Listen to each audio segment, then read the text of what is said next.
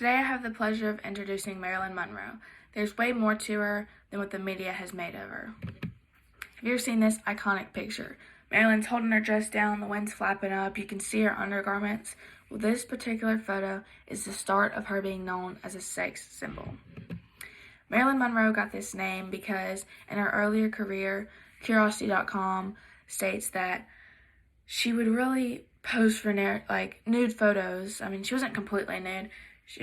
She'd show more body than the particular woman would for this time. But later she kind of gained more fame, and these photos would resurface and it'd give more public eye to all these pictures. So she just really kind of got known for it because it's all that people really saw from her besides like her movies and just more modeling stuff. And she still kind of wore kind of scandalous things, but she's also kind of known for some of the scandals or just rumored things about her. A lot of people think that she had some affairs. I mean, she cheated on her husband. They said that she had affairs with more popular people, I'm sure that we've heard about in history class. But she wasn't too fond of all these rumors and just things being said about her that were so negative. I mean, she worked so hard to get where she was in fame, and this is how she's known, really. Well, Biography.com talks about her life before fame and just her childhood, really. I mean, when she was 2 weeks old, she was sent to foster care by her mother, Gladys Baker, which can be seen in this picture right here. Her mom would come and visit her because she didn't really want to be known as like an absent mother or just not be there for her daughter. I mean, she just couldn't financially really take care of her. But her mom started showing signs of severe like mental health problems. One day her mother even tried to steal her out of the foster home whenever a woman wasn't paying attention. So she got institutionalized, and later in life, Marilyn went to go live with her aunt Anna, which is Gladys Baker's sister. And later, when Gladys gets out of the mental institution, she also went to live with Marilyn. But we later figure out that Marilyn experienced a lot of abuse, sexual abuse, I mean, just a lot of mental abuse too.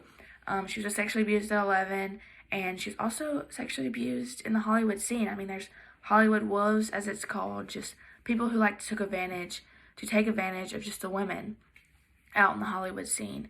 So all of this abuse kind of caused a lot of mental problems like anxiety and depression for Marilyn. And this was all found on Forbes.com, but they just kind of speak about everything that she went through. Even though this is everything that she experienced, she still persevered and she became a great woman for her time. Aviation Oil talks about how she worked on planes. She made drones, she sprayed planes with fire retardant, and she assembled the first UAVs. I mean, this was a big thing. I mean, she's a woman in World War II working in a factory. I mean, women just now were able to do all this.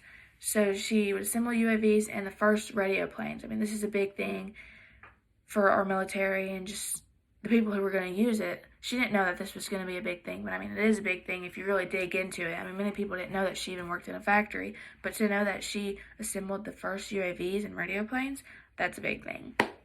Well, RareHistoricalPhotos.com posted this photo of her right here that you can see on the slide. She had showed the show in 1954, Anything Goes, to all the troops in Korea. I mean, she flew over there and she'd seen over 100,000 troops in just 4 days. I mean, that's a big thing. She'd seen so many people. She was famous. I mean, people loved her. She was the blonde bombshell. Well, even though she's remembered as a sex symbol, there's also all these other things that we can look and remember from her. I mean, she was fostered. I mean, that has to be a hard thing. You're taken away from your mother. Your mother had severe mental issues. She just had gone through so much, and not many people know this about her. And I just thought it was important to just dig deeper into who she was as a person instead of seeing her for what the media made of her, which is a sex symbol. I think if there's anything that we can learn from Marilyn Monroe's case is that sometimes we judge too quick, but we really need to dig deep into people and just learn them for who they are, whether they're a historical person or someone that we know personally. Everyone is important, and we should just get to know them for who they are. Thank you.